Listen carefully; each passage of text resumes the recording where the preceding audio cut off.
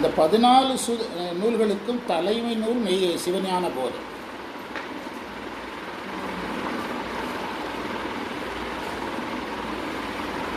சரியா? சித்தாந்த கருத்துக்களை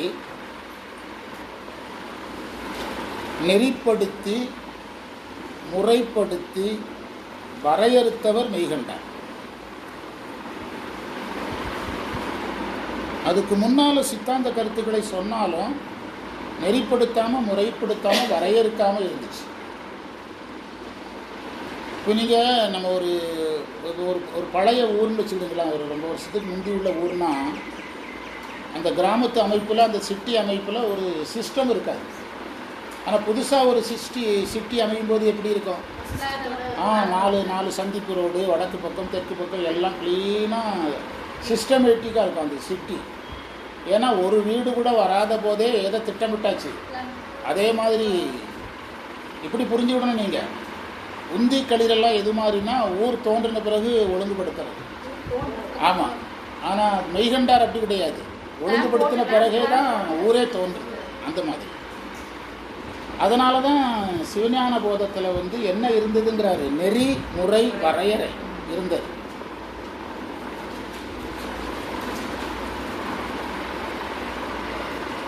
அதாவது அதுக்கு பிறகு ஒரு செய்தி கீழே சொல்கிறாங்க.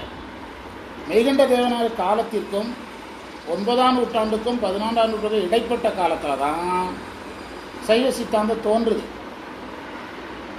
சைவ சித்தாந்தம் தோன்றிய காலம் 9ஆம் நூற்றாண்டுக்கும் 13ஆம் நூற்றாண்டுக்கு இடையில. அதற்கு ஆதாரம் தான் திருவுந்தியாரும் திருக்கழித்துப்படியாரும். இந்த 2 நூல் தான் காலத்தால் முற்பட்டது.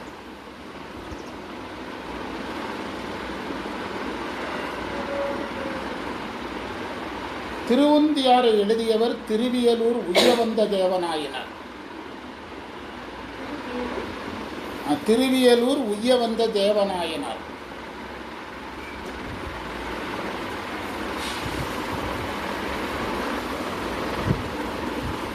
இவருக்கு மாணவர் ஆளுடைய தேவநாயனார்.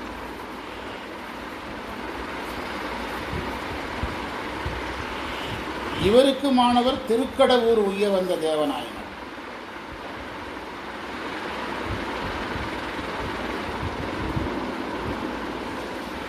திருவியலூர் உய்யவந்த தேவநாயனார் திருவுந்தியாருங்கிற நூலை எழுதுகிறாரு. அவற்றை படித்தவர் யாரு? ஆளுடைய தேவநாயனார். அவர் நூல் எழுதலை, மறந்துடக்கூடாது.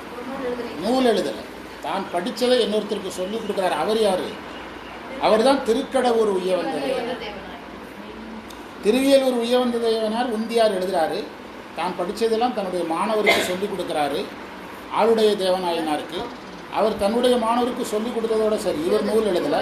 அவர் தன்னுடைய குருக்கிட்ட கேட்டதெல்லாம் அவர் ஒரு நூலாக எழுதுகிறாரு. அதுதான் திருக்கழித்துப்படியார். அதுதான் திருக்கழித்துப்படியார்.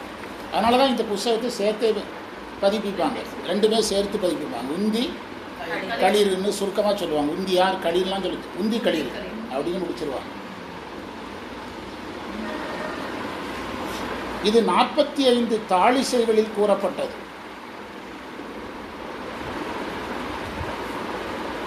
45 தாளிசைகளில் பாடப்பட்டது. தாளிசைங்கிறது இலக்கண பெயர். இலக்கண பெயர்.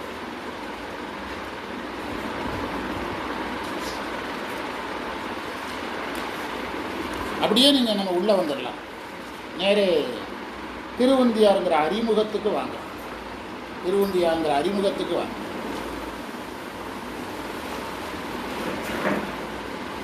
சைவ சித்தாந்த நூல்கள் 14 நூல்களில் எது முதல் நூல்? திருவுந்தியார். சைவ சித்தாந்த முதல் ஆசிரியர் யாரு? திருவியலூர் உய்யவந்த தேவநாயனார். முறைப்படி பார்த்தா ஒரு சைவ சித்தாந்தி எந்த நூலை தான் முதல்ல படிக்கணும்? ஆனால் இதை படிக்கவே மாட்டாங்க. அதான் இதில் வேதம். இது நடத்தவே மாட்டாங்க. நான் ஒரு 10 வருஷத்துக்கு நடத்தினேன். அதுவும் மடத்தில் இல்லை, தனியாக நடத்தினேன். ஆமாம். இது சைவ சித்தாந்த நூல்களில் முதல் நூல். முதல் ஆசிரியராக யார் வர்றாரு? திருவியலூர் உய்யவந்த நாயனார் வரும். சரியா? திருவுந்தியாரை விளக்குகின்ற நூல் தான் திருக்கழித்துப்படியார். திருவுந்தியாரை விளக்கிற நூல் தான் திருக்கடிக்கப்படியார். மெய்கண்டார் சிவஞான போதத்தை எழுதுகிறாரு. அதுக்கு விளக்கம் யார் சொல்கிறா? அருள்நந்தி சிவாச்சாரியார் சித்தியாரில் சொல்கிறார். மெய்கண்டார் சிவஞான போதத்தை எழுதுகிறாரு. அதுக்கு விளக்கத்தை அருள்நந்தி சிவாச்சாரியார் சித்தியில் சொல்கிறார். அதே மாதிரி திருவியலூர் உயவந்தரான திருவுந்தியார் எழுதுகிறாரு. ஆனால் அவர் மாணவர் என்ன செய்யற? நூல் எழுதாமல் இன்னொருத்தருக்கு சொல்லி கொடுத்துட்டு உட்கார்ந்துடுறாரு. இவற்றை கேட்டதெல்லாம் அவர் நூலாக எழுதுறார். ஆமாம். இதில் என்ன லாபம்னா, ஒரு கான்செப்டை எத்தனை பேர் அனுபவிக்கிறாங்க? 3 பேர் அனுபவிக்கிறாங்க. அதுதான் இதில் இருக்கிற ரகசியம். சைவ சமய ரகசியங்கள் எல்லாம் 3 பேர் அனுபவித்து சொல்கிறாங்க. அப்போ நமக்கு புரியாத விஷயங்கள்லாம் என்ன செய்யணும்? புரிய ஆரம்பிக்கும். ஒரே கான்செப்டை ஒருத்தர் அனுபவிக்கிறாரு, அவர் மாணவருக்கு சொல்கிறாரு, அவர் மாணவருக்கு சொல்கிறாரு. அது 2 நூலாக வரும். அது திருவந்தியார் ஆகும். திருவந்தியாருக்கு விளக்கம் போன்றது எனது திருக்கடிக்கப்படியார்.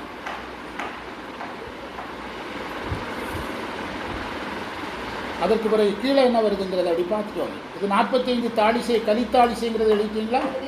தாளிசைனாலும் கலித்தாளிசைனாலும் ஒன்று தான். திருவாசகத்தில் உந்தியார்னு ஒரு தலைப்பு இருக்கு. ஆமாம்.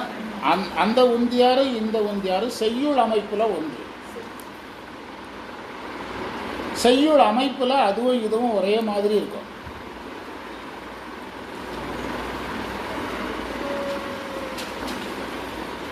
இந்த நூலை படிக்கிறதுல உங்களுக்கு என்ன லாபம்னு வஜ்ரவேல் முதலியாருங்கிறவர் சொல்லியிருக்கிறார். இன்னைக்கு நம்ம படிக்கிற நூலில் என்ன லாபம்? 1, திருமுறை படித்த பயன் இதில் கிடைக்கும். எதை படித்தா? ஆமாம். 18,000 பாடலை படித்த பயன் இதில் கிடைக்குங்கிறார். திருமுறை படித்த பயன் கிடைக்கும். வேதத்தில் வர்ற சந்தேகங்கள் தீரும். அப்போ வேதமே படிக்க வேண்டாம். சந்தேகமே தீரும்னு ஒரு வேதத்தை எதுக்கு படிக்கணும்? வேதத்தில் வருகிற சந்தேகங்கள் நீங்கும். ஆகமங்களில் வர்ற சந்தேகங்கள் நீங்கும் என்று வஜ்ரவேல் முதலியாருங்கிறவர் கூறுறார். வஜ்ரவேல் முதலியாருங்கிறவர் ஒரு சைவ சித்தாந்த அறிஞர்.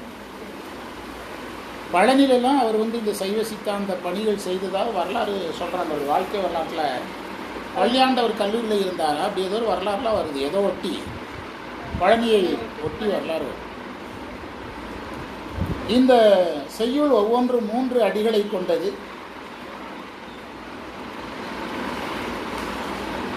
2வது வரியில் ஒரு தடவை உந்தீபரன் வரும்.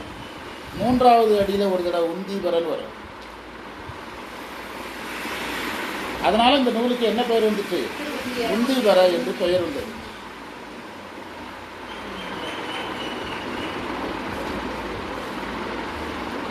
இந்த உந்தீபரங்கிறதுக்கு நம்ம பொருள் சொல்லும் போது ஒவ்வொரு தடையும் பொருள் சொல்ல வேண்டியது இல்லை. அது கீழே கொடுத்துருக்காங்க பாருங்க. சொல் தொடருக்கு தொடர்பு இன்றி புறத்து உறுப்பு. இதுக்கு தமிழ் இலக்கணத்தில் என்ன பேர்? புறத்து உறுப்பு. போலும் போலும் இப்போ ஒரு தேவாரம் நடக்கணும்ல. அப்போ என்ன சொன்னேன்? போலுங்கிறத விட்டுருங்கன்னு இல்லை, அது புறத்து உறுப்பு போல். அதே மாதிரி தான் இது புறத்து உறுப்பு. எது ஒவ்வொரு தடவையும் சொல்ல வேண்டியது. ஒரு தடவை பொருள் சொன்னால் போதும். இப்போ அழகாக பொருள் சொல்ல போகிறாரு. உந்திபரத்தல் என்பது மகளிர் விளையாடும் விளையாட்டு. உந்திபரங்கிறது பெண்கள் விளையாடக்கூடிய ஒரு விளையாட்டு.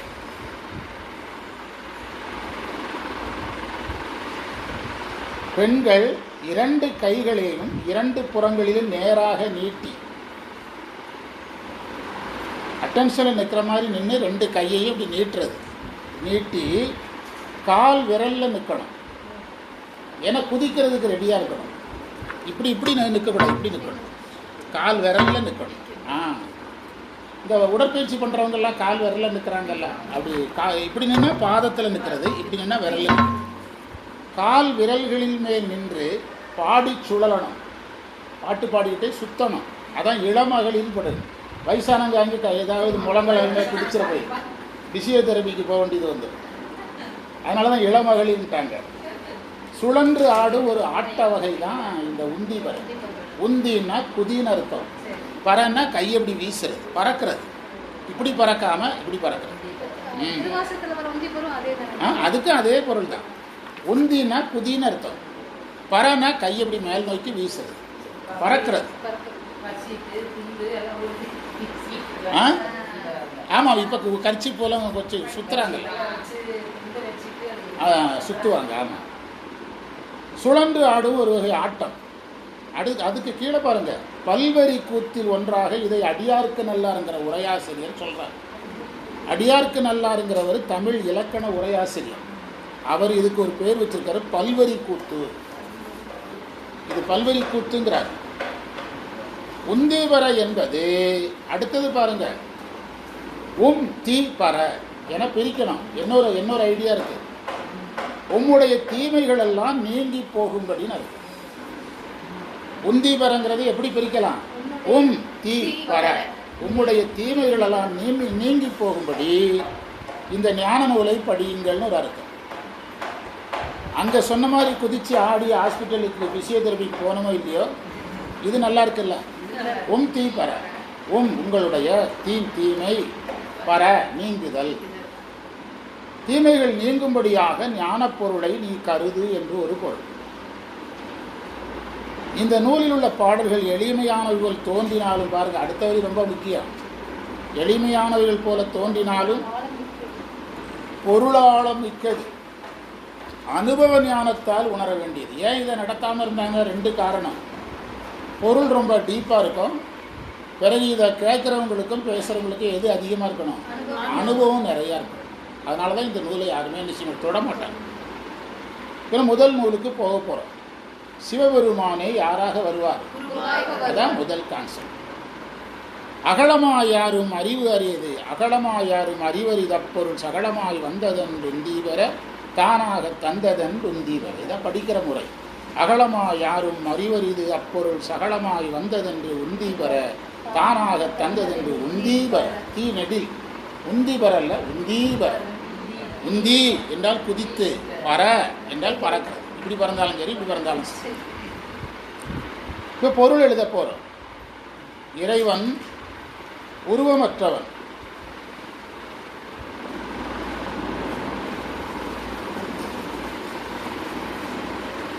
உருவமற்றவன், எளிதில் அறிய முடியாதவன்,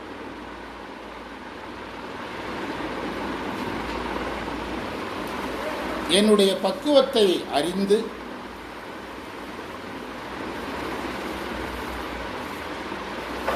குருவாக வந்தான். வந்து எனக்கு சிவமாம் தன்மையை தந்தான். சிவமாம் தன்மையை தந்தான்னா என்ன அர்த்தம்னா, பிராக்கெட்டில் எழுதிக்கிடுங்க. என்னுடைய பாசத்தை நீக்கி, எனக்கு பாசத்தை நீக்கினா மலங்களை நீக்கி, ஆணவம் மாயையை நீக்கி எனக்கு பேரின்பத்தை தந்தான். சிவமாம் தன்மைங்கிறதுக்கு பேரின்பத்தை தருதல், சிவமாக்குதல் கிடையாது. இறைவன் எல்லாரையும் சிவமாக்குனா அப்போ எத்தனை சிவபெருமான் இருப்பார்? அதுக்கு சிவன் ஒருத்தர் தான். சிவமாம் தன்மை தந்தார்னா பேரின்பத்தை அனுபவிக்க தந்தார் என்று பொருள். இப்போ பொருள் சொல்ல போகிறாங்க. அகலம் வடிவமற்றது, சகலம் உருவம் உடையது. அகலம் உருவம் இல்லாதது, சகலம் உருவம் உடையது. அப்பொருள் இன்னது என்று கூற முடியாத சிவம். இப்போ நான் ஃபேன் அப்படின்னு இதை கையை காட்ட முடியும், இது செல்போன்னு கையை காட்ட முடியும், அது கார்னு கையை காட்ட முடியும். இறைவன் அப்படி காட்ட முடியுமா? அதனால தான் அதுக்கு அப்பொருள்னர். இன்னது என்று சுட்ட முடியாத இறை தானாக தந்தது. கீழே கொடுத்துருக்காங்க, எனக்கு பக்குவம் வந்த போது எனக்கு சிவமாம் தன்மையை தந்தான். சிவமாம் தன்மைனா தான் பேரின்பமாக இருப்பது போல என்னையும் பேரின்பமாக இருக்க வைத்தான். அதுதான் அர்த்தம். எந்த ஒரு நிலையிலும் உயிருக்கு என்ன கிடைச்சாலும் அது ஒரு நாள் யாராக முடியாது? சிவனாக முடியாது. இப்போ மந்திரத்தை படிங்க, சந்தேகமே வராது. அகலமாய், அகலம்னு அர்த்தம் உருவம் இல்லாதவன். யாரும் அறிவரிது, எல்லாரும் அவனை ஈஸியாக அறிய முடியாது. அறிவரிது அப்பொருள். அப்பொருள்னு அர்த்தம், அதாவது என்னதுன்னு சுட்டி காட்ட முடியாத பொருள். சகலமாய் குருவாக வரும்போது எதில் வந்துட்டாரு? உருவமாக வந்துன்னா குருவாக வந்துன்னு அர்த்தம். குருவாக வந்து சகலமாய் வந்தது என்று சொல்லிக்கொண்டே நீ உந்தி பெற தானாக அப்படி வந்து என்ன சார் பண்ணார்? வந்தார், வந்து என்ன பண்ணார்? வந்து என்னை சிவமாம் தன்மை ஆக்கினார். எனக்கு எதை கொடுத்தார்? பேரின்பத்தை. இவ்வளோதான் முடிஞ்சு, ஒரு மந்திரம் முடிச்சாச்சு. புரியுதா? அகலமாய் யாரும் அறிவறித பொருள் சகலமாய் வந்ததென்று உந்தி பெற தானாக தந்ததென்று உந்தி பெற. இதை சிவஞான போதும் 8ஆம் நூற்பாவில் சொல்லும். குருவாக வந்தது 8ஆம் நூற்பா, சிவமாக்குனது 12ஆம் நூற்பா. இவர் எப்போ சொல்கிறாரு? அவர் முடிக்கும்போது சொல்கிறார். இவர் எப்போ சொல்கிறாரு? அதனால தான் இந்த நூல்களை எல்லாம், அதில் தான் நம்ம ஒரு வரி படித்தோம். மெய்கண்டார் வந்து இதை எளிமைப்படுத்தி நெறிப்படுத்தி வரையறுத்து எது ஃபஸ்ட்டு, எது செகண்டு, எது தேர்டுங்கிறத ஒழுங்குபடுத்தினது யார்? மெய்கண்டார். அதை மெய்கண்டார் கருத்துப்படி இது எப்போ சொல்லப்படாது, அது அவர் கருத்து. அது ஆகம விதிப்படி எப்போ தான் சொல்லணும், பிறகு தான் சொல்லணும். இது அனுபவம் உடையவங்களுக்கு. யாருக்கு அனுபவம்? வாங்க சிவாயினம். அனுபவம் உடையவங்களுக்கு, அனுபவம் உடையவங்களுக்கு நேரடியாக இதை சொல்லலாம். அனுபவம் இல்லாதவங்களுக்கு நேரடியாக சொல்ல முடியாதுல்ல. அது மெய்கண்டார் வந்து முதல்ல அனுபவம் இல்லாதவங்ககிட்ட பேசிட்டு அவங்களுக்கு அனுபவத்தை கொடுத்து அதுக்கு ஒரு பேசுகிறார். இது யாருக்கு நேரடியாக? இப்போ வந்து மல்டி மில்லியனர்லாம் ஒரு மீட்டிங் நடத்தும்போது ஒரு நாளைக்கு 5000 ரூபா சம்பாதிக்கிறது எப்படிங்கிறத பற்றி பேசுவாங்களா? பேச மாட்டாங்கல்ல. அதே மாதிரி இதில் மல்டி மில்லியனர் சிலபஸ் எடுத்த ஒன்லி யார் மட்டும்? ஒன்லி மல்டி மில்லியனருக்கு மீட்டிங் போடுற மாதிரி ஒன்லி அனுபவம் உடைய ஞானிகளுக்கு மட்டுமே உள்ள. அதனால் இதை படிக்கும்போது நமக்கு நிறைய சந்தேகங்கள்லாம் கிடையாது. ஞானிகள்னால் ஜீவன் முக்தர்கள், அதாவது ஞானத்தை உணர்ந்தவர்கள், தெளிவடைந்தவர்கள், பற்றில்லாதவர்கள், சிவனுக்கு யாரையெல்லாம் பிடிக்குமோ அவர்களெல்லாம். நாயன்மார்கள், சமயக்குறவர்கள். இப்போ என்ன விளக்குறாரு 13வது பக்கத்தில்? தன்னை அறிவித்து தான் தானா செய்தானை. சிவஞான போதும் நூற்பா. பார்த்தீங்களா, நான் சொன்னேன்னா அவர் முடிக்கிற இடத்துல இவர் தொடங்குறார். அங்கே இருக்கிறதே 12 நூற்பா தான். மெய்கண்டார் எங்கே முடிக்கிறாரோ அதனால தான் இந்த நூலை எல்லாருக்கும் சொல்லிக் கொடுக்க மாட்டாங்க. புரியுதா? நீங்கள் ஒருத்தனை பிஸ்னஸ் மேனும் ஆக்கணும், அவனுக்கு ஏற்கனவே ஒரு பிஸ்னஸும் இல்லைன்னா மல்டி மில்லியனர்களை அவனை சந்திக்க வச்சு என்ன பிரயோஜனம்? அவங்ககிட்ட 5000 ரூபா பிஸ்னஸ் சொல்லிக் கொடுக்கணும், அப்புறம் 10,000 ரூபா பிஸ்னஸ் கொடுப்போம், 20,000 ரூபா பிஸ்னஸ் சொல்லிக் கொடுக்கணும். அதனால் மெய்கண்டாருடைய படி வந்து படிப்படியானது. இது நேரடியாக இறங்கி அடிக்கிறது. தன்னை அறிவித்து தான் தானா செய்தான் அப்படின்னா என்ன அர்த்தம்னா, ஆன்மானா என்னதுங்கிறத குரு வந்து காட்டுறாரு. பிறகு அவனை சிவமாம் தன்மை அடைய செய்கிறான். தன்னை அறிவித்துனா 6 தத்துவம் ஏது, ஆணவம் ஏது, அன்றையதான் மாறா வினை ஏது, மற்றவற்றின் வேறாக நான் ஏதுன்னு கேட்குறாருல. நான்னா என்னன்னு கேட்குறாருல. அப்போது அங்கே வந்து அங்கே வந்து அதுக்கு பதில் வருதில்ல. அதுதான் தன்னை அறிவித்தல். தன்னை அறிவித்தல். அதுலேயே உண்மை விளக்கத்தில் கடைசி கேள்வி எனக்கு தான் ஏதுன்னா வீடு வேறு என்ன, அதான் தான் தானா செய்தானே. உண்மை விளக்கம் முழுவதும் இந்த ஒரு வரியில் முடிஞ்சு போச்சு. தன்னை அறிவித்து தான் தானா செய்தான், அந்த ஒரு வரியில் முடிஞ்சிருச்சு. தன்னை அறிவித்துனா ஆன்மானா என்னதுன்னு காட்டி, தான் தானா செய்துனா சிவமாக்கி. அடுத்து தன்னிலைமை மண்ணுயிர்கள் சாரத்தரும் சக்தி பின்னமிலான் என்கிறான். திருவருட்பயன் 2. அதில் தானாக தந்ததுன்னார்ல, அதுக்கு விளக்கம் சொல்லிட்டு இருக்கிறார். தானாக தந்ததுங்கிறதுதான் சிவஞான போதத்தில் தன்னை அறிவித்து தான் தானா செய்தானே. திருவருட்டில் போய் தன்னிலைமை மண்ணுயிர்கள் சாரத்தரும் சக்தி, அந்த மந்திரத்துக்கு என்ன அர்த்தம்னா, இறைவன் சக்தியை விட்டு பிரியாமலே இருக்கிறாராம். என்ன காரணம்னா, நாமளும் பேரின்ப வடிவமாக இருக்கிறோம். நம்மளோட கும்பிட உயிர்களை யாராக இருக்கணும், அதுக்காக யாரை விட்டு பிரியாமலே இருக்கிறான், சக்தியை விட்டு பிரியாமலே இருக்கிறான். கீழே வாங்க, அப்படியே வாங்க. தானாக தந்தது என்பதற்கு வேறு ஒரு பொருளும் இருக்குது. என்ன பொருள்னா, இறைவன் உயிர்களுக்கு தானாகவே வந்து அருள் செய்கிறார். அப்படி பொருள் எடுக்கணும். கருணையினால வந்து அருள் செய்கிறார், தானாக வந்து அருள் செய்கிறார். இப்போ நம்ம ஒரு சிவனடியாரை பார்த்து என்னங்க எங்களுக்கெல்லாம் இப்படி வாய்ப்பே கிடைக்க மாட்டேங்குது, ஒரு நாளைக்கு 8 மணி நேரம் 10 மணி நேரம் டெய்லி சைவம் பண்ணுறீங்க, எங்கள் முற்றம் அந்த கோயிலில் போனாலும் இங்கே இருக்கிறீங்க, இந்த கோயிலில் போனாலும் இருக்கிறீங்க அப்படின்னு கேட்டால் அவர் என்ன பதில் சொல்லணும்? இறைவன் கருணைன்னு சொல்லணும், அவ்வளோதான். ஆனால் அவர் என்ன சொல்லுவார்னா, என்ன இப்படி சொல்லிட்டீங்க, இனி நீங்கள் பார்த்து 5 வருஷம் 6 வருஷம் தான் இருக்கும், 40 வருஷமும் இதான் வேலை அப்படின்னு அவர் ஆரம்பிப்பார். இதற்கு அவர் நிறைய காரணம் சொல்லுவார். நான் பண்ண சரியை, நான் பண்ண கிரியை, நான் பெரிய யோகம், நான் பட்ட கஷ்டம் என்ன, இதுக்கு நான் உழைச்ச உழைப்பு என்ன, நமக்கு ஏண்டா கேட்டோம்னு இருக்கும். அதுக்கு தான் பொருள் சொல்கிறார். இறைவன் தனக்கு அருள் செய்தது தானாக தந்தது. ஆமாம், கருணையினால் தந்தது.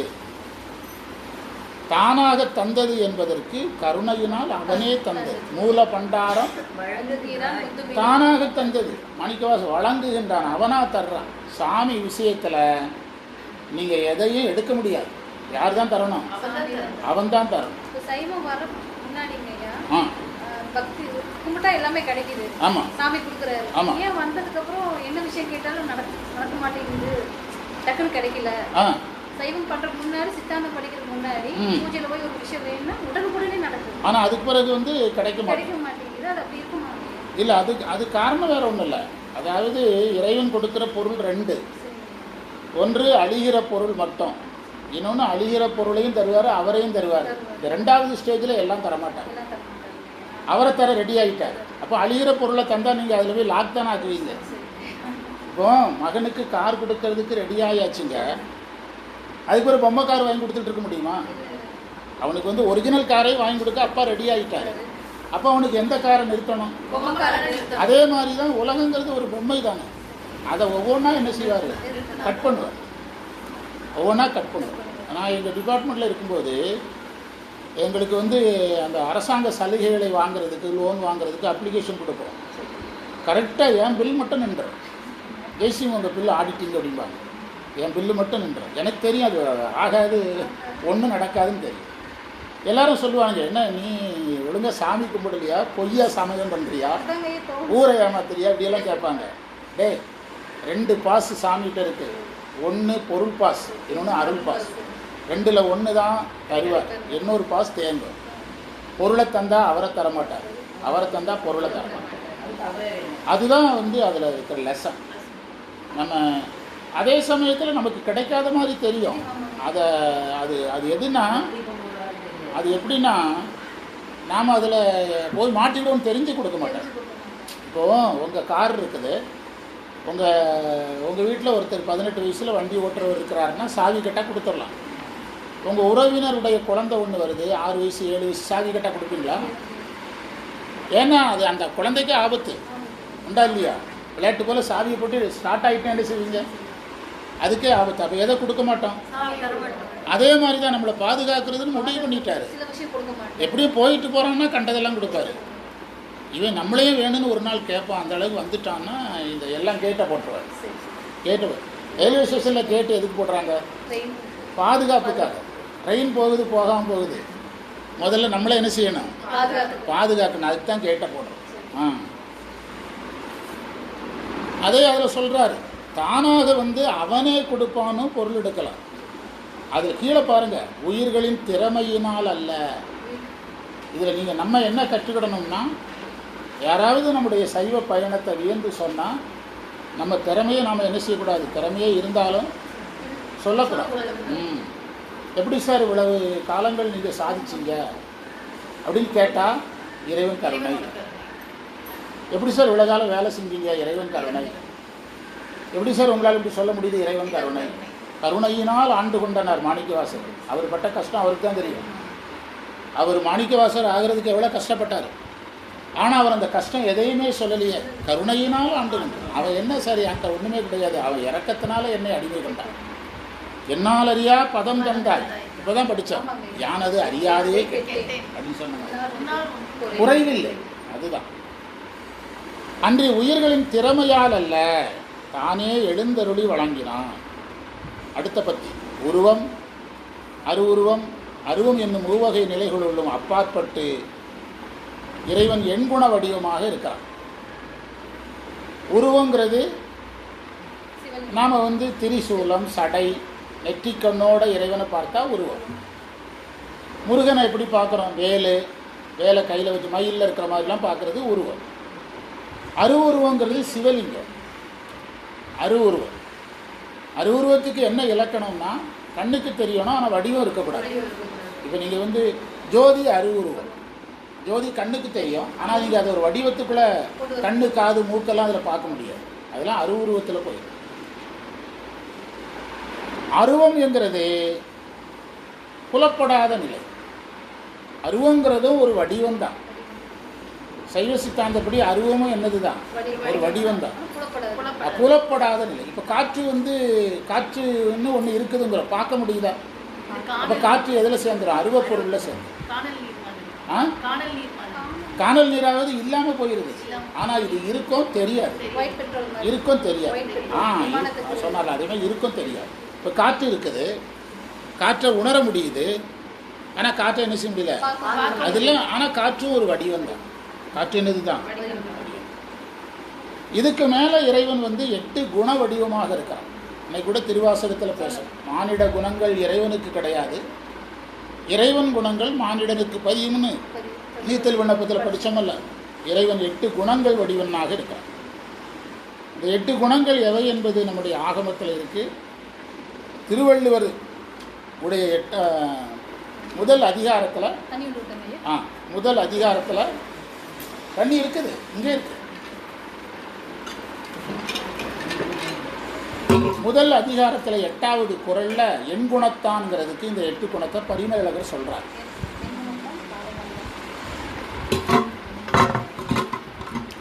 எண்குணத்தான்ங்கிற இடத்துல திருவள்ளுவர் இந்த 8 குணங்களை அவர் எண்குணத்தான்னாரு.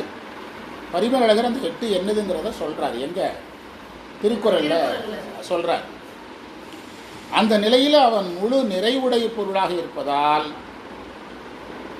இறைவன் குண வடிவமாக இருக்கும்போது வியாபக பொருளாகிறான். எல்லா இடத்துலையும் இருக்கிறான். அதை எல்லாரும் அறிய முடியாது. மந்திரத்தை சொல்லி பாருங்க. அகலமாய், அதைத்தான் இப்போ விளக்கிட்டு இருக்கிறார். எல்லாரும் அதை அறிய முடியாது.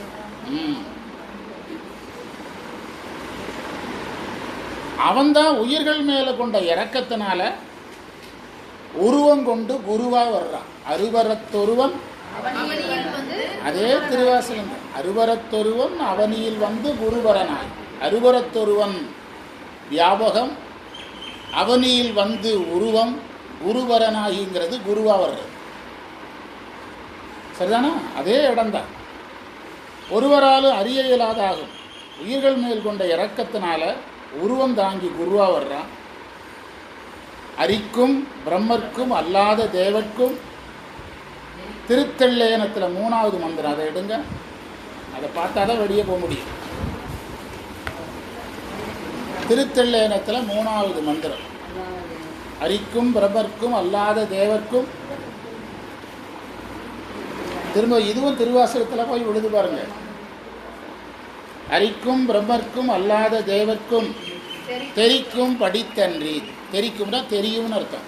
தெரியும்படி இல்லாமல், தெரியாமல் அர்த்தம். நின்ற சிவம், அவங்க 2 வாராகவே பார்க்க முடியாதபடி இருந்த சிவம் யாராக நம்மை உருக்கும் பணிகொள்ளும் என்பது கேட்டு உலகமெல்லாம். இதையெல்லாம் நம்ம ஊரில் போய் சொன்னால் ஊரில் இருக்கிற பயிலெல்லாம் சிரிப்பானுங்கிறார். உலகமெல்லாம் சிரிக்கும் திறம்பாடி தெல்லேனம் கொட்டாங்க. இதுதான் இதோட கான்செப்டில் போய் அடாப்ட் ஆகுது. இன்னொன்று, பாரார் விசும்புள்ளார் பாதாளத்தார் புறத்தார். அம்மானை 2, திரு அம்மானையில் 2வது மந்திரம். 8வது தலைப்பில் பாரார் விசும்புள்ளார் பாதாளத்தார் புறத்தார். அதேதான் இது என்ன சொல்லுது? களியை உந்தி அகலமாயாரும் அறிவறிது. பாரார் விசும்புள்ளார் பாதாளத்தார் புறத்தார் ஆறாலும் காண்டற்கு அறியான் எமக்களிய பேராரன் தென்னன் பெருந்துரையான். திருப்புறந்துறையில் இருந்தான்னா யாரா இருந்தான்? குருவா இருந்தான். பிச்சேற்றி வாரா வழியருளி வந்தன் உடம்புகுந்து ஆறா அமுதாய் அலைகடல்வாய் மீனி சிறும் பேராசை வாரியனை. நீங்கள் எங்கே போனாலும் திருவாசகத்தில் தான் நிற்கும். புரியுதா? திருவாசகத்தில் நிற்கும். காலத்துக்குள்ள திருமுறை இருக்கு, திருமுறை ஆமா. இருக்கு, அந்த மாதிரி. திருவாசகம் அம்மானை 2வது பாடலும் இங்கு சிந்திக்கத்தக்கன. நம்ம முன்னுரை படிக்கும்போது ஒரு செய்தி படித்தோம். அதாவது இவருடைய மாணவர் பேர் என்னது? ஆளவந்த தேவநாயகன். அவருடைய மாணவர் என்னது? திருக்கடவூர் உய்யவந்த தேவன். 2 பேரும் உய்யவந்ததான். திருவியலூர், அவர் திருக்கடவூர். இந்த 2 நூலை படிக்கிறதுல ஒரு மரபு இருக்கிறது. என்ன மரபுனா, முந்தி படிக்கும்போதே களீறு படிக்கலாம்.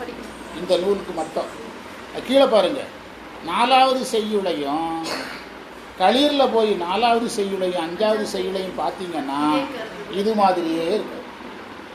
இதை அவரே உரை சொல்லுவார். இந்த உரையெல்லாம் நம்ம வேண்டியதில்லை, அவரே அங்கே உரை சொல்லுவார். போய் பார்த்தீங்கன்னா தெரியும்.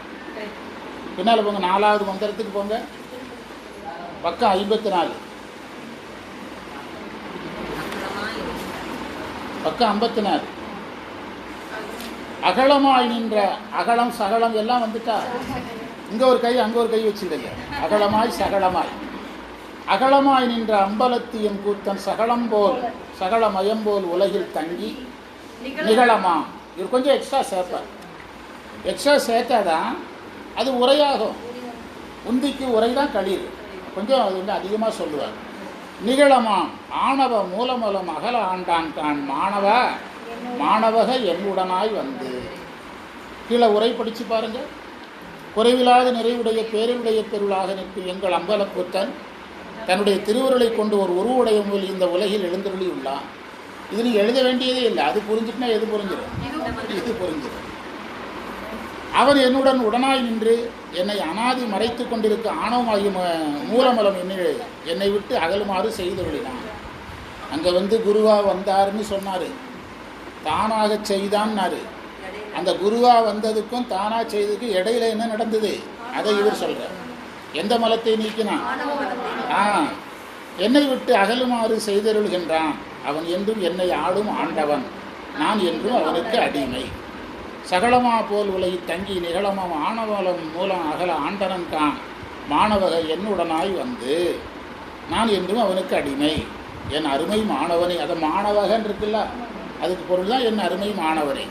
மாணவனே, இறைவன் நம்மை ஆட்கொள்ளும் இயல்பை தெளிவாக புரிந்துகள். கீழே பாருங்க, அகலம் முழு நிறைவு வியாபகத்தன்மை. அங்கே அகலத்துக்கு என்ன பொருள் எழுதணும்? அது 2 அங்கேயே நீங்கள் ஒரு தடவை எழுதிடுங்க. வியாபகம்னு சொல்லலாம், அகலத்தை என்னவும் சொல்லலாம், வியாபகம்னு சொல்லலாம். அது நீங்கள் வியாபகம்னு சொல்லலாம். வியாபகம்னா எங்கும் இருத்தல், எங்கும் இருத்தல். இதில் ஒரு லாபம் உங்களுக்கு, ஒரு மந்திரம் பிடிச்சா நிறைய மந்திரம் உள்ள வந்து சேர்ந்து. நிகழம் உயிரை பிணித்துள்ள கட்டு. அங்கே அகலம் இருக்கு, சகலம் இருக்கு, நிகழம் இல்லை. நிகழம்னா உயிரை பிணித்துள்ள கட்டு, ஆணவமலம். ஆசா நிகழம் அருணகிரியார் பாடுறார். ஆமாம், நிகழம்னா விலங்குன்னு அர்த்தம். ஆசா நிகழம் அப்படிங்கிறார் அருணகிரியார். நிகழம்னா உயிரை பிடித்துள்ள கட்டு, விலங்கு, ஆணவமலம். நிகழம் தெரிவித்தா அதான் சொல்கிறேன். நிகழம்ங்கிறது அது வேல்மாறலில் வந்து அருணகிரியாருடைய வரியை தான் எடுத்து போடுவார். ஆமாம், உயிரின் அறிவு இச்சை செயல்களை அனாதியை ஆணவமலம் மறைக்குது. உயிருக்கு அரிமாய் செய்யும் மலம் அது. அதனால் அதுக்கு மூலமலம்னு பேர். அதையெல்லாம் குருவாக வந்து நீக்கினார். இந்த மந்திரத்தில் குரு வந்தாருனாரு, என்ன வந்து என்னை சிவமாக்குனாருங்கிறார். இடையில என்ன நடந்தது சொல்லலை.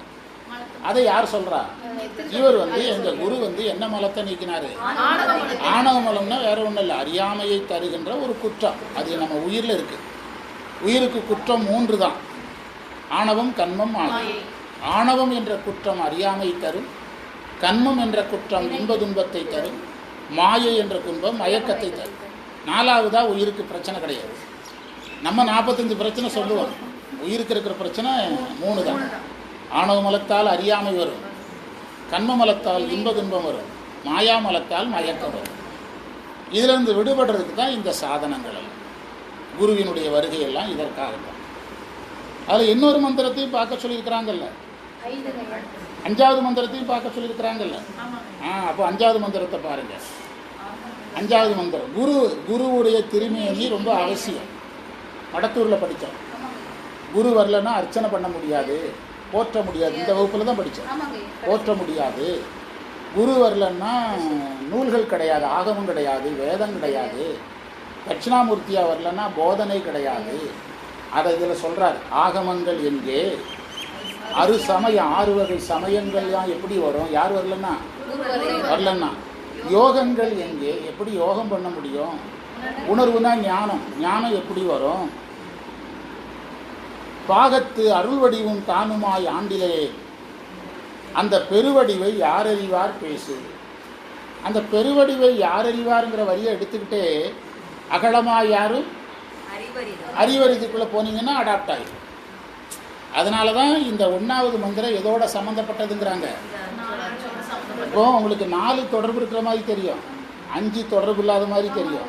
அதில் கீழே சொல்கிறாரு பாருங்க, அந்த பெருவடிவை யார் அறிவார் பேசு. 1வது மந்திரத்துக்கு போங்க, யார் அறிவார், யாவரும் அறிவறிந்து. அந்த 2 வார்த்தைக்கான விளக்கம் தான் இந்த மந்திரம். ரொம்ப சிம்பிளாக சொன்னால் உந்திக்கான விளக்கம் களிர். களிர். இப்போ நம்ம ஒரு மந்திரத்தையும் கையில் எடுத்த 3 மந்திரம் படித்தாச்சு. அதில் 4, இதில் 4, 8, இதில் 3, 11 வரி முடித்தாச்சு. 11 வரி பாடத்தை நம்ம முடிச்சிருக்கிறோம். இந்த நூல்கள் சரியாக புழங்கப்படாமல் போனதுக்கு நிறைய காரணம். ஒரு முக்கிய காரணம், இந்த திருக்களிற்றுப்படியாருங்கிற நூலை எழுதினவர் ஒரு சிவாச்சாரியாரோ ஒரு பிராமணரோ கிடையாது, ஆட்டு வியாபாரி. ஆமாம், ஆடு விற்கிறவர். இந்த ஆட்டு வியாபாரிக்கு இவ்வளவு ஞானமான யாரும் ஏற்க மாட்டேன்ட்டாங்க. ஆடு விற்க நம்ம ஊரில் நினச்சி பாருங்க, நம்ம ஊரில் சந்தையில் ஆட்டு விற்றுட்டு சித்தாந்தம் பேசினா கேட்போமா, அதுவும் செய்யுள் வடிவத்தில் பேசினா கேட்போமா. இவர் சொல்கிறத யாரும் காதில் வாங்க. இவர் இந்த வேதனை தாங்காமல் என்ன செய்கிறாருன்னா தன்னுடைய நூலை எடுத்துக்கொண்டு சிதம்பரம் நடராஜர் கோயிலுக்கு போகிறார். அது வேறு. அது ஆட்டுத்தேவர்னா மனசு உலட்டுறவங்கன்னு அர்த்தம், புரியுதா. மன ஆட்டம், ஒரு ஸ்டெடியாக நில்றா, கண்டதெல்லாம் ஒரு நாளைக்கு ஒவ்வொரு ஐடியா சொல்லாத. ஆட்டுத்தேவர், தேவர்கள் ஸ்டெடி மைண்ட் இல்லாதவங்கன்னு அர்த்தம். அந்த சிதம்பரத்துக்கு போகிறார். சிதம்பரம் நடராஜர் கோயிலுக்கு போனீங்கன்னா திருக்களிற்றுப்படியார்னு ஒரு படி இருக்கும், யானை துதிக்கை மாதிரி இருக்கும். எல்லா கோயில்கள்லையுமே இருக்கும். 2 சைடில் படிக்கு சைடில் யானை படுத்துரு, அவங்க யானை முகம் இருக்கும், துதிக்கை தலை தெரியும், துதிக்கை தெரியும், வேற ஒன்றும் தெரியாது, உடம்பெல்லாம் தெரியாது. இந்த படி இருக்குல்ல, இந்த சைடில் இருக்கும், போனால் பார்க்க அதில் ஒன்று இப்படி இருக்கும். அதுக்கு ஒரு திருக்களிற்றுப்படின்னு பேர் சிதம்பரம் நடராஜர் கோயிலில். அந்த யானை துதிக்கை பக்கத்தில் வச்சுக்கிட்டு நடராஜர்கிட்ட முறையிடுறார்.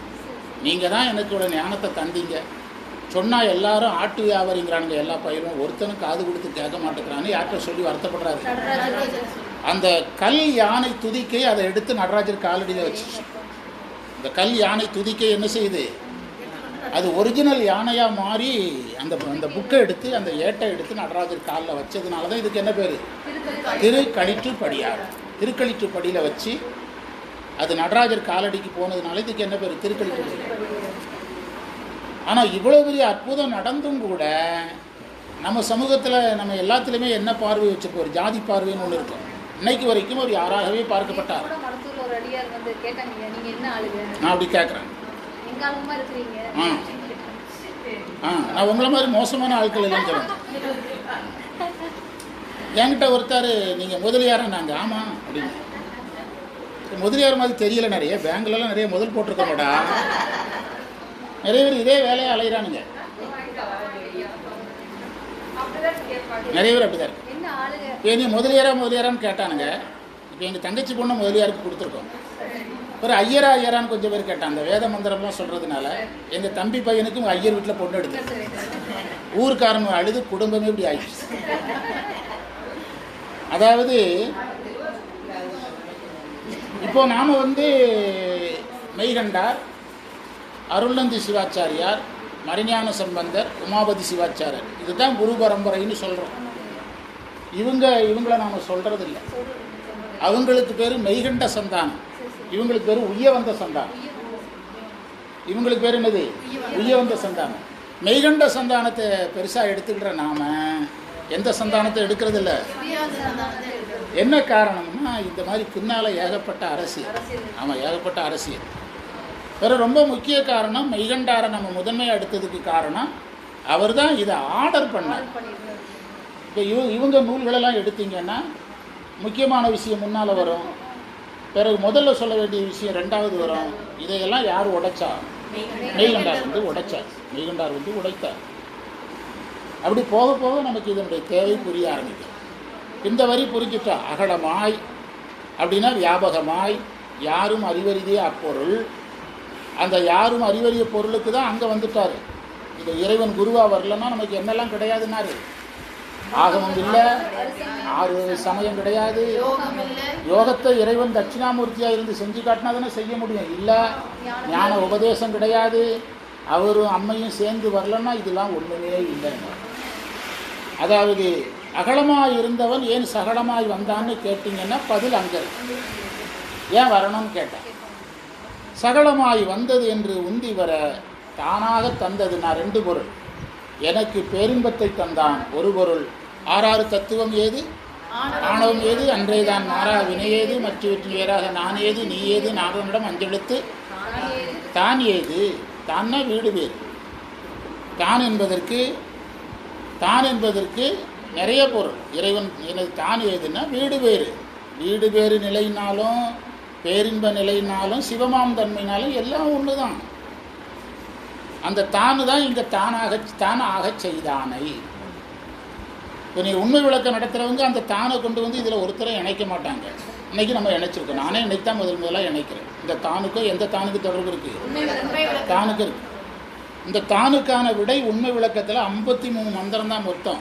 50வது மந்திரத்தில் இருக்குது. இவர் எங்கே விடை சொல்லியாச்சு? இதுக்கு பயந்து தான் யாரும் இந்த நூலை என்ன செய்ய மாட்டாங்க, தொடமாட்டாங்க. இது பயந்து தான் இந்த நூலை யாரும் தொடமாட்டாங்க. ஏன்னா பெரிய பெரிய விஷயங்கள்லாம் எப்போவே வந்துடும், ஓப்பனிங்லேயே வந்துடும். அப்போ இதோடு நாம் இணைத்து பாட வேண்டிய 4வது மந்திரமும் புரிஞ்சிட்டா. அகலமாய் நின்ற அம்பலத்தியின் கூத்தன் நடராஜரை, அதாவது உருவம் இல்லாமல் வியாபகமாக இருந்தவன் சிவன் சொன்னால் போதும், நடராஜரை சொல்கிறாரு. ஏன்னா இவருக்கு அருள் செய்தது யாரு தான்? அம்பலத்து கூத்தன் சகலமாம் போல் வந்து உலகில் வந்து தங்கி இவர் தன்னுடைய குருவை தான் இதில் வச்சு பாடிப்பார். இவர் குரு பேர் என்னது? ஆளுடைய தேவநாயனர். தங்கி நிகழமாம் என்னுடைய குரு என்னுடைய விலங்காகிய ஆணவமலத்தை ஆசா நிகழம். அருணகிரியார் பாடுறார். கந்தர் அலங்காரம் அல்லது கந்தர் அனுபூதியில் ஆசா நிகழம் அப்படின்னு பாடுறார். நிகழம்னா விலங்கு. ஆணவ மூலமலம் அகனெருது அகல ஆண்டான் கான் மாணவக. யார்கிட்ட சொல்றாரு? அப்போ மாணவகன்னா இவர் 4வது ஆள் தான் சொல்றாரு. இவர் யார்கிட்ட சொல்றாரு? அப்போ திருவியலூர் உய்ய வந்த தேவநாயனார், ஆள வந்த தேவநாயனார், திருக்கடவு வந்த தேவனார். இது 4வது ஜெனரேஷனுக்கு நகருது. ஆமாம், மாணவக என் உடனாய் வந்து எனக்கு குருவாக வந்து. ஆகமங்கள் எங்கே? அருசமயம் தான் எங்கே? யோகங்கள் எங்கே? உணர்வு எங்கே? உணர்வுனா ஞானம். பாகத்து அருள்வடிவும் தானும் ஆய் ஆண்டிலனே அந்த பெருவடிவை யார் அறிவார் பேசு. 2வது மந்திரத்துக்குள்ள நம்ம போகலாம். இதுதான் செய்தி. 2வது மந்திரத்துக்கு என்ன தலைப்பு? லைட் போட்டுடுங்க. உலகப் பற்றில் உள்ள பயிற்சியை விடுதல். 2வது மந்திரம். இந்த லைட் போடுங்க.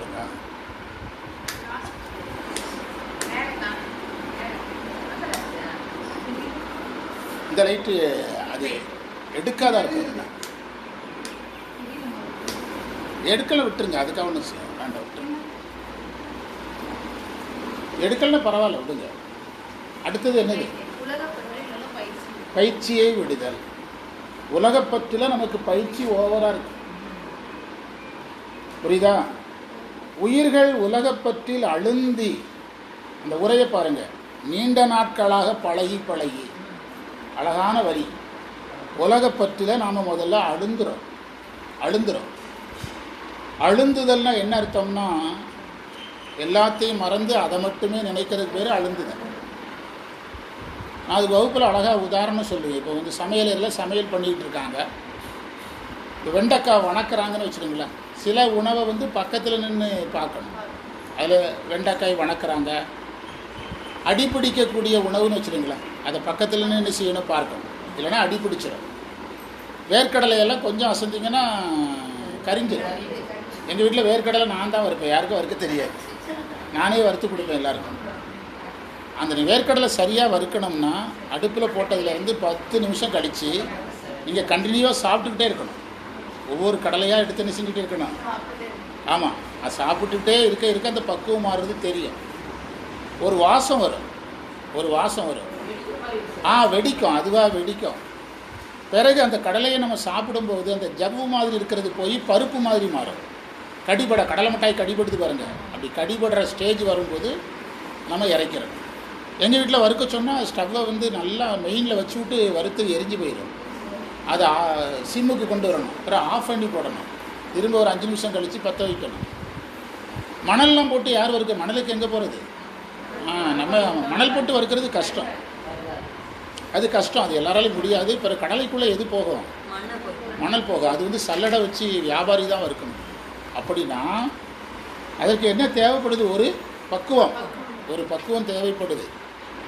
இப்போ அதுக்குள்ளே வருவோம். இப்போ அந்த மாதிரி ஒரு உணவு சமைக்குது ஒரு அம்மா.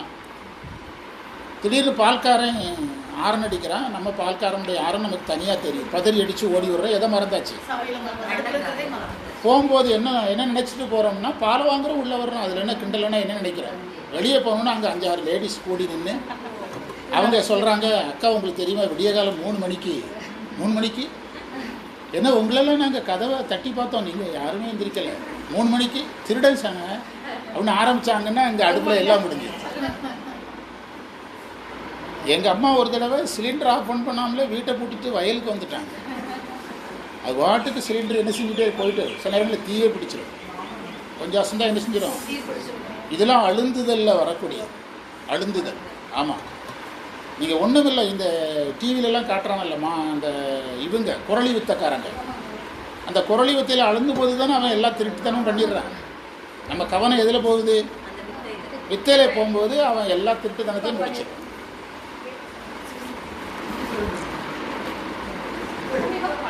அதுக்கு சேர்த்து அட்டண்டன்ஸை போடுங்க. அது வந்து வருகை புதிந்தவங்க பேரில் அதையும் போடுங்க. உயிர்கள் உலகப்பற்றில் அழிந்து நீண்ட நாட்களாக பழகிய அப்பழக்கத்தை எளிதில் விட்டு விடுவதில்லை. பழக்கத்தை ஈஸியாக செய்யாது, விடாது, அவ்வளோ ஈஸியாக விடாது. அதனால தான் நம்மளுக்கு ஒரு வார்த்தை இருக்குது, பழக்கம் வழக்கம் பழக்க வழக்கம். பழக்கம்ங்கிறது முதல்ல வர்றது, வழக்கம்ங்கிறது தொடர்ந்து வர்றது, பழக்க வழக்கங்கிறது விட முடியாமல் போகும். பழக்கம் வழக்கமாகும், வழக்கம் பழக்க வழக்கமாகும். பழக்கமாக வரும்போதே கவனமாக இருக்கணும். ஏதாவது எப்போவே கவனமாக இருக்கணும், வரும்போதே கவனம். என்ன உங்களுக்கு வெத்தலை போடுற பழக்கம் உண்டா?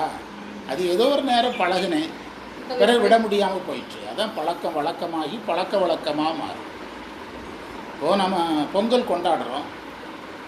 பொங்கலுக்கு சந்தையில் போய் அந்த பொங்கல் பூ வாங்குகிறோம், பூளைப்பூங்கிறது வாங்குகிறோம், கரும்பு வாங்குகிறோம், சந்தையிலேயே வெல்லம் வாங்குகிறோம், சந்தையிலேயே பச்சரிசி வாங்குகிறோம். எது தான் உங்கள் வீட்டில் விளைஞ்சுது? எதுவுமே நம்ம வீட்டில் விளையலையே. அப்போ பொங்கல் கொண்டாட வேண்டியதில்லை. அந்த பொங்கல் அவன் எதுக்கு கொண்டாடணும்? அவன் தோட்டத்து கரும்பு, அவன் தோட்டத்து நெல், அவன் தோட்டத்து அரிசி, அவன் தோட்டத்து பொங்கப்பூ. அந்த பூ வயலில் பூக்கும். நான் எங்கள் வயலில் நானே வெட்டியிருக்கிறேன். எங்கள் அப்பா எங்கள் வயல் நெல்லை குத்தி தான் அதில் தான் பொங்கல் வைப்பார். மஞ்சள் அவன் தோட்டத்தில் கிடைக்காத பொருள்னால் பரவாயில்ல. மடத்து குளத்தில் மஞ்சள் விளையாது, ஈரோட்டில் தான் விளையும் அப்படின்னா நியாயம் இருக்குது.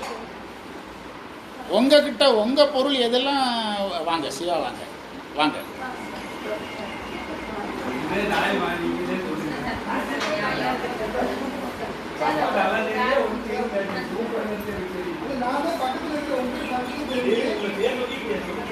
அப்போ அந்த அப்போ பொங்கல்ங்கிறது பழக்க வழக்கத்தில் வந்தது. பொங்கல்ங்கிறது என்னது? அப்பா செய்தாங்க, தாத்தா செய்தார், நாங்களும் செய்கிறோம். ஆனால் அதற்காக அடுத்த நாள் விவசாயத்துக்கு போக போகிறோமா? விவசாயி பொங்கல் வச்சானா அடுத்த நாள் விவசாயத்துக்கு போவான். ரெண்டாவது அந்த பொருளெல்லாம் எங்கே விளைஞ்சது? இன்னைக்கு பொங்கல் எது? பழக்கம் வழக்கமாகி பழக்க வழக்கமாகி. அதாவது ஒரு ஞானி வந்து வகுப்படுத்திட்டு இருந்தாராம். அடிக்கடி வகுப்பை பூனை கிராஸ் பண்ணி போய் ஒரு வகுப்பை தொந்தரவு பண்ணியிருக்கு. சரிங்க. அதனால் நான் என்ன செய்வாங்களாம், அந்த பூனையை பிடிச்சி பக்கத்தில் ஒரு தூணில் கட்டிடுவாங்களாம். அந்த பூனையை பிடிச்சி தூணில் கட்டிடுவாங்களாம். ஞானி வயது முதிர்ந்து போயிடுறாரு, மடம் தொடருது, அடுத்த ஞானி வர்றாரு. அப்போ வந்து என்னது சம்பிரதாயம் ஆகிட்டுனா, வாத்தியார் பாடம் எடுக்கும்போது எதை கட்டணும், அதனால் பூனையை பிடிச்சிட்டு வந்து விலைக்கிட்டு வாங்கிட்டு வந்து என்ன செய்தாங்களாம், கட்டினாங்களாம். இதெல்லாம் பழக்கங்களாக வர்றது, பழக்கங்களாக வருவது, இதை பழக்கங்களாக வருவது. அறியாமை பழக்கம் ரெண்டும் ஒன்று தான், ரெண்டுமே ஒன்று தான். அறியாமையிலேருந்து தான் பழக்கம் வரும். நல்ல பழக்கம் அறிவில் வரும், கெட்ட பழக்கம் அறியாமையில் வரும். கெட்ட பழக்கம் அறியாமையில் வரும். இப்போ நீங்கள் மதுவை மொத்தமாக நிறுத்துனீங்கன்னா டாக்டர் என்ன சொல்கிறாரு, நிறுத்தாதீங்க. நிறுத்துனீங்கன்னா அவனுக்கு நரம்பு சார்ந்த பிரச்சனை வரும், செத்து போயிடுவான், ஹார்ட் அட்டாக்கில் செத்துருவான். அது கிடைக்கலனா இப்போ எப்படி அமைதியாக இருக்கிறான்னா, அவன் தெருவில் கடலில் அடுத்த தெருவில் இருக்குது, அதனால சைலண்டாக இருக்கான். புரியுதா, சைலண்டாக இருக்கிறான். சைக்காலஜி டாக்டர் என்ன சொல்கிறாருன்னா, நீங்கள் டோட்டலாக நிறுத்தினீங்கன்னா அவனுக்கு நரம்பியல் ரீதியான பிரச்சனை, மனோ ரீதியான பிரச்சனை, இதய பிரச்சனையெல்லாம் வந்துடும். அப்போ அவனை எதில் தான் குறைக்கணும், பழக்கம் படிப்படியாக வரும். அதில் மீட்கிறது எப்படி தான் மீட்கணும், ஆமாம், தப்பை படிப்படியாக செய்வான், அவனை படிப்படியாக தான் சரி செய்ய வைக்கணும். இதெல்லாம் இந்த மந்திரம் பேசுது. உலக உயிர்களில் உலக பற்றில் அழிந்து நீண்ட நாட்களாக பழகிய பழக்கத்தை எளிதில் விட்டு விடுவதில்லை. அந்த பழக்கம் ஈஸியாக என்ன செய்யாது, அவ்வளோ ஈஸியாக எந்த உயிரை விட்டு போகாது, அந்த பழக்கம் ஈஸியாக போகாது. எல்லோரும் கொடுங்க. நீங்களே இப்போது நம்ம இந்தியர்கள் வெளிநாட்டில் போய் வாழ்கிறாங்கல்ல, வெளிநாட்டில் போய் குடியிருந்தாலும் அதே அமெரிக்காவில் போய் கோலம் போட்டுட்டு தான் இருக்கிறான். இந்த கல்ச்சரை அவன் எங்கே என்ன செய்யறதில்லை, கொஞ்சம் ஓவராக பண்ணுவான்.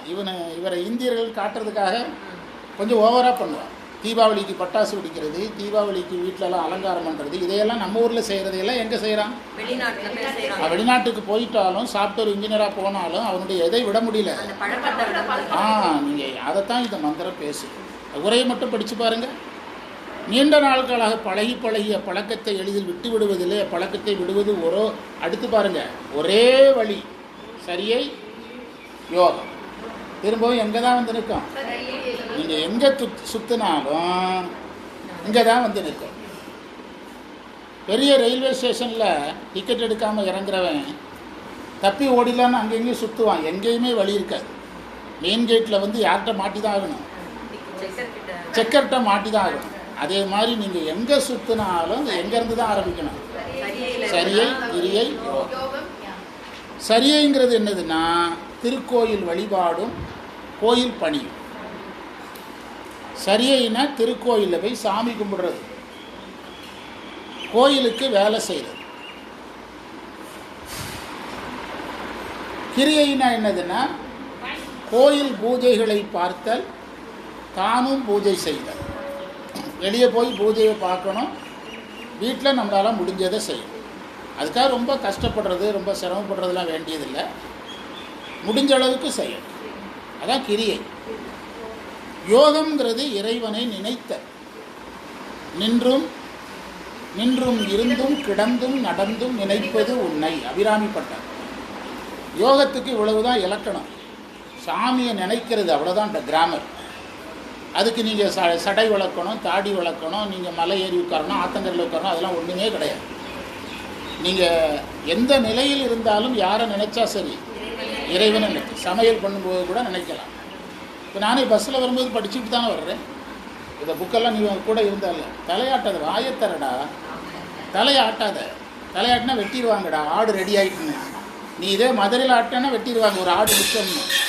ஆமாம், கிராமங்களில் ஆடு பலியிடுறவங்க ஆடு சம்மதிச்சாதான் வெட்ட முடியும். ஆடு வந்து குளிரில் தலை ஆட்டாது, அதனால் 1/2 லிட்டர் தண்ணியை ஊற்றி விட்டுருவானுங்க. அது குளிரில் இப்படி தலையாட்ட போட்டு தெளிவானுங்க. என்ன சொன்னார், சரியகிரிய யோகம் என்னும் சிவநெறியில் பழகணும். பார்த்தீங்களா? அதாவது சாப்பிடுங்க, அதுக்கு ஒரு படிப்போம். எல்லாருக்கும் வரட்டுன்னு வெயிட் பண்ணுங்க. எல்லாரும் சாப்பிடுங்க.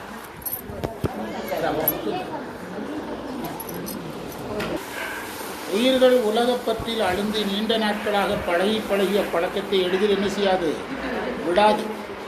அவ்வளோ ஈஸியாக விடாது. அந்த பழக்கம் போகணும்னா நமக்கு என்ன பாடம்னா, ஏதோ ஒன்று நம்மளால் விட முடியலை அப்படின்னா நம்ம செய்ய வேண்டியது இவ்வளவு தான். கோயிலுக்கு போகணும், நம்மளால் முடிஞ்ச ஒரு வேலையை கோயிலுக்கு செய்யணும், கோயிலில் பூஜை நடக்கும்போது பார்க்கணும், வீட்டில் வந்து நம்மளால் முடிஞ்ச அளவுக்கு இஷ்ட தெய்வத்துக்கு பூஜை பண்ணணும். நம்ம அதுக்காக குறிப்பிட்ட சாமின்லாம் கிடையாது. சிவனுக்கு செஞ்சால் ரொம்ப சந்தோஷம். நேரடியாக சிவனுக்கு வர முடியல அப்படின்னா நம்ம இஷ்ட தெய்வத்துக்கு பண்ணணும். வாய்ப்பு கிடைக்கும் போதெல்லாம் சாமியை என்ன செய்யணும், நினைக்கணும். அப்படி நினைக்கிறது நம்மளால் முடியாது. அப்போ என்ன செய்யணும்னா நூல்களை படிக்கணும். இப்போ அபிராமி அந்தாதி, திருவாசகம், திருமுறையை படிக்கிறதும் நினைக்கிறதும் ஒன்று தான். நினைக்கிறதுக்கு நம்ம ஒன்றும் யார் கிடையாது, ஞானிகள் கிடையாது. இப்படியே சும்மா உட்காந்து சாமியை நினைக்கும்போது நமக்கு வேறு வேறு எண்ணங்களெல்லாம் வரும். அதுக்கு பேசாமல் என்ன செய்திடலாம், நினைக்கிறதுங்கிறத எப்படி மாற்றிக்கலாம், படிக்கிறத மூலமாக நினைக்கலாம், படிக்கிறது மூலமாக நினைக்கலாம். இப்போ யாராவது அறிஞர் அண்ணாவை நினைக்கிறோம்னா என்ன செய்கிறோம், பேச தானே செய்கிறோம். நினைச்சோமா எல்லோரும் உட்காந்து. இன்றைக்கு அறிஞர் அண்ணாவை பற்றி நினைக்க போகிறோம், எல்லோரும் சேரப்பட்டு இப்படியே உட்காந்துடுறானா. அன்றைக்கி யாரோ ஒருத்தர் யாரை பற்றி பேசுகிறாங்க, அதே மாதிரி நீங்கள் சாமியை பற்றி பேசுகிறதே நினைக்கிறது தான். இப்படி இன்னும் சொல்லப்போனால் வகுப்பில் இருக்கிறதே யோகம்தான், புரியுதா? அதுவே ஒரு யோகம்தான். அதுமாதிரி படிக்கிறது ஒரு யோகம்தான். அது முற்றோதலே ஒரு, அதனால தான் முற்றோதல் வேள்வின்னு சொல்கிறோம்.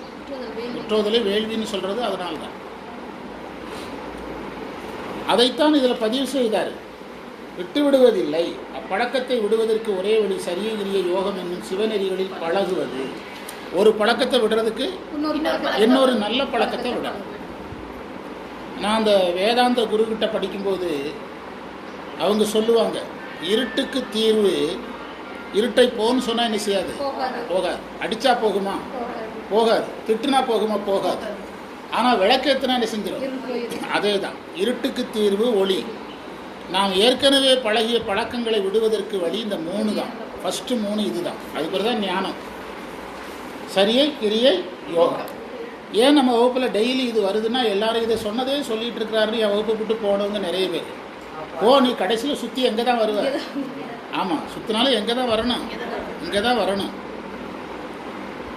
ஆறு எங்கே சுற்றி போனாலும் கடலுக்கு வந்துதாகணும், கடலுக்கு வந்தாலும் மேகமாகி திரும்ப இதாகணும், ஆறாகிதான். அந்த சுழற்சியை யாராலும் தடுக்க முடியாது. சிவநெறியில் பழகுவது ஒன்றே ஆகும். அந்த நெறிகளை விட்டு அடுத்து பாருங்கள், ஐம்புலன்களை பற்றி நெறிகளை விட்டு. மைசூர் பாகு பயங்கர இனிப்பாக இருக்குது, பஜ்ஜி பயங்கர டேஸ்ட்டாக இருக்குது. இப்போ பஜ்ஜி மனசில் நிற்குதா, களியில் உந்தியும் நிற்குதானா, பஜ்ஜி தான் நிற்குது. காரணம் நமக்கு உந்தி இப்போ தான் பழகுறோம், பஜ்ஜி ரொம்ப நாளாக பழகிட்டு. ஆமாம், மைசூர் பாகுலாம் ரொம்ப நாளாக பழகிட்டு. ஐம்புலன்களை பற்றி. ஆமாம், ஒரு அம்மா குழந்தையம்மாள்னு ஒரு அம்மா நம்ம வகுப்புக்கு வருவாங்க. அமெரிக்காவுக்கு போயிட்டாங்க, 6 மாதம் 2 மாதம் போல் இருக்குது. நம்ம வகுப்புக்கு மாணவர் அவங்க. அந்த அம்மா வந்து அமெரிக்கா போயிட்டாங்க. அங்கே போனால் சாப்பிட்டு முடிக்கிறதுக்கே 20 நிமிஷம் ஆகும். இதே மாதிரி தான் பஜ்ஜியை திங்க, மைசூர் பாகு திங்க, டீயை குடிக்க, சுண்டல் திங்க, பொரி திங்க. ஆமாம், அது மாதிரி ஐம்புலன்களை பற்றி உலகப் பொருட்களை நுகரும் பொருட்டு உழன்று திரிவது பேதமை அல்லவா? பார்த்தீங்களா? உலகப் பொருள்களை உலக பொருட்களை நுகருவதற்காக உழன்று திரிவது. உழன்று திரிவதுனால, அதாவது இந்த உலகப் பொருட்களை நுகரணும்னா நம்ம கஷ்டப்படணும். நீங்கள் உங்களுக்கு சாமி தான் வேணும்னா உட்கார்ந்த இடத்துல இருந்தே நீங்கள் அவரை அனுபவிக்கலாம். ஆனால் நீங்கள் உங்களுக்கு இருட்டுக்கடை அல்வா வேணும்னா திருநெல்வேலியில் போய் வாங்கணும்ல, நீங்கள் அதுக்கு வண்டியை ஓட்டணும். திருநெல்வேலிக்கு போனால் நெல்லையப்பரை கும்பிட்றதுக்கு 1/2 மணி நேரம் நம்ம மக்களுக்கு. இருட்டுக்கடையில் அல்வா வாங்க 45 நிமிஷம். போனது எதுக்கு? ஆமாம், சாமி விஷயத்தில் உளர யாரும் ரெடி கிடையாது. சிவாய நம்ம அப்படின்ட்டு நேரே கடைக்கு போயிடுறாங்க. நேரே கோபுரத்துக்கு நின்று சிவாய நம்ம, கோபுர தரிசனம் கோடி புண்ணியம். அல்வா கடையில் வரிசைக்கு போயிடுறாங்க, அல்வா கடைக்கு வரிசைக்கு போயிடுறாங்க. நீங்கள் உலகத்தின் பொருளில் ஒவ்வொரு பொருளுக்கும் நீங்கள் உழலணும். நீங்கள் ரேஷன் அரிசி வேணும்னா ரேஷன் கடையில் வரிசையில் நிற்கணும். உடம்புக்கு நோய் போகணும்னா ஹாஸ்பிட்டலில் வரிசையில் நிற்கணும், டோக்கனை போட்டுட்டு நிற்கணும். சமீபத்தில் நாங்கள் சென்னை போனோம். கார்ப்பரேட் ஹோட்டல்காரர் இப்போ புதுசாக ஒன்று பழகிருக்கிறான். போன உடனே சாப்பிட விடுறதில்லை, டோக்கனை போட்டு நம்மளை உட்கார வச்சு கூப்பிட்றான், க்ரௌடு காட்டுறதுக்காக.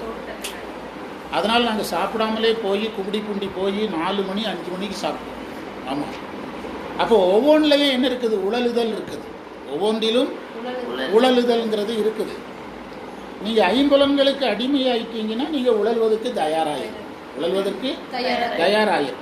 பேதமை அல்லவா அது? அதுக்கு அதை பார்த்தா அறிவுடைமையா அறியாமையா? அறியாமை. ஒரு முதல் பட சினிமா காட்சியை பார்க்கறதுக்கு அந்த ரசிகன் என்ன பாடுபடுறான்? அது என்ன பெரிய அறிவுடைமையா? அது ஒரு அறியாமை. அது ஒரு அறியாமை. ஆனால் இன்னைக்கு அது சொல்ல முடியாது போல. முதலமைச்சர் ஆகிறதுக்கெல்லாம் வாய்ப்பு இருக்கு. முதலமைச்சர் ஆக்கிற வாய்ப்பெல்லாம் இருக்குது. சினிமா பார்க்குறவர்கள் யாரையும் ஆக்குவார்கள்.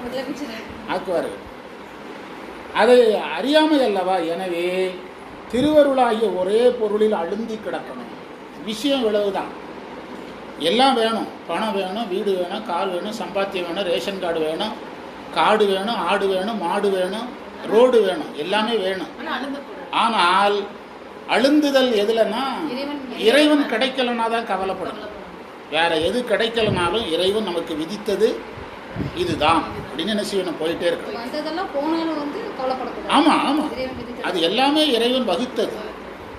இறைவன் நமக்கு வகுத்தது. இறைவன் நமக்கு இதை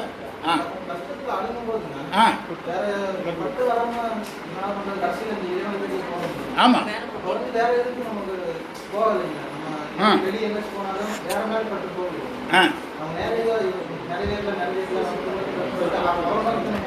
ஆமா.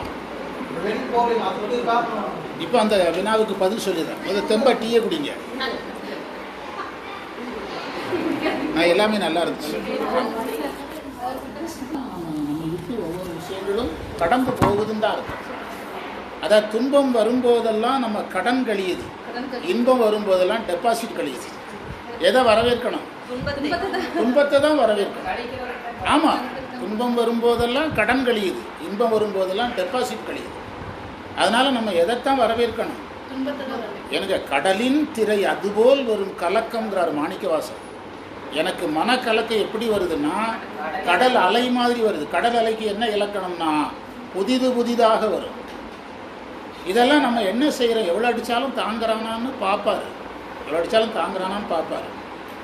உங்களுக்கு அவ்வளோ ஈஸியாக இறைவன் தன்னை தர முடியும். நீங்கள் பொருள் தான் வேணும்னீங்கன்னா இந்த பிரச்சனையே கிடையாது. இறைவன் வேணும்னு கேட்கறதுனால இதையெல்லாம் நம்மளை நகர்த்தி வெளியே கொண்டு வருவார். அப்படி இல்லைன்னா நீங்கள் எதையெல்லாம் நீங்கள் கஷ்டத்தைப்பட்டு அது வேண்டாம் இது வேண்டாம் இது வேண்டாம் அது வேண்டாம்னு சொன்ன பிறகு தன்னை தருவார். அப்படி இல்லாமல் உங்களுக்கு தந்தா ஒரு நாள் நீ வேண்டான்னு இந்த பொருளுக்கு திரும்ப வந்துடுவோம். வேண்டான்னு உங்களை சொல்ல வைக்கணும். அதுக்காக அந்த உயிர் வேண்டான்னு சொல்ல வைக்கணும். எனக்கு அது வேண்டாம் இது வேண்டாம் இது வேண்டாம் அவன் வாயால் சொல்லணும். அந்த அளவுக்கு அடிக்கிறது. அடித்து கொண்டு வரும்போது கடைசியில் தன்னை இறைவன் வேணும்னு வரும்போது அது மாறும். இதெல்லாம் நமக்கு சராசரி எல்லாருக்கும் வரக்கூடிய கேள்வி தான். எல்லோரும் நம்முடைய வாழ்க்கையை திரும்பி பார்த்தா இது புரியும். இப்போ என்ன எடுத்துக்கிட்டால் 5 ஆண்டுகள் படித்து முடிச்சுட்டு டீச்சர் வேலைக்கு போகிறேன். பள்ளி சார்பில் ₹1 சம்பளம் கிடையாது. 5 வருஷம் வாழ்கிறோம். அப்போ என்ன எதை வச்சு பிழைச்சிருக்கோம் நினச்சி பாருங்க. என்னுடைய மனைவி அவங்க வீட்டிலிருந்து கொண்டு வந்த 50 பவுன் நகையை நான் என்னுடைய வாழ்க்கை பயணத்தில் தொலைச்சேன். அதை நான் அது என்ன சொல்ல வருது? இதையெல்லாம் கடந்து கிராஸ் பண்ணி வாடகை வீட்டில் உடுமலைப்பேட்டையில் வாடகை வீட்டில் 10 வருஷம் இருந்து சொந்தமாக வீட்டை வாங்கி சொந்த வீட்டை திரும்ப கட்டி மகனை மெட்ரிகுலேஷனில் படிக்க வச்சு காலேஜில் படிக்க வச்சு இதுக்கு இடையில நான் சந்தித்ததை புஸ்தகமாக கேட்டிங்கன்னா ஒரு 20,000 பக்கம் எழுதிதார். இதையெல்லாம் நம்ம கிராஸ் பண்ண வைப்பார். யாரே கூட இருப்பார்? இறைவனே கூட இருந்து கிராஸ் பண்ண வைப்பார். துன்பம் இல்லா நோ பெயின் நோ கெயின் அப்படின்னு சொன்னாங்க இங்கிலீஷில்.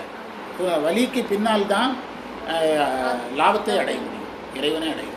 அதெல்லாம் நமக்கு படிக்க புரியும். எங்கள் வீட்டில் லட்சுமியெல்லாம் என்கிட்டயே திருமுறையெல்லாம் அதில் 4-5 வருஷம் இதில் 4-5 வருஷம் படித்ததுனால அது நான் பேசுகிற மாதிரியே பேசும். சில கவுன்சிலிங் என்கிட்ட வந்ததுன்னா அதே கவுன்சிலிங் பண்ணிடுறேன். ஏன்னா இந்த திருமுறைகளெல்லாம் என்ன செய்வதனால கேட்டு பழகணும். இதுதான் இதில் இருக்கிற செய்தி. அது அந்த பகுதியை சொல்லி முடிச்சிருந்தேன். கிடப்பது பழக்கத்தில் கொண்டு வர வேண்டும். தொடர்புடைய திருக்களிப்புப்படியார் 6-7 அதையெல்லாம் நம்ம அடுத்த வகுப்பில் பார்ப்போம். நம்ம அடுத்த வகுப்பில் இதையெல்லாம் தொடர்ந்து பார்க்கலாம். இது நம்ம வேறு எங்கேயும் நடத்தலை, இங்கே தான் நடத்துவோம். சரியா? நிறைவு செய்யலாமா? ஒரு தேவாரம் சொல்லி வாழ்த்து சொல்லி, ஒரு தேவாரம் சொல்லி வாழ்த்து சொல்லி வச்சுக்கிடுங்க.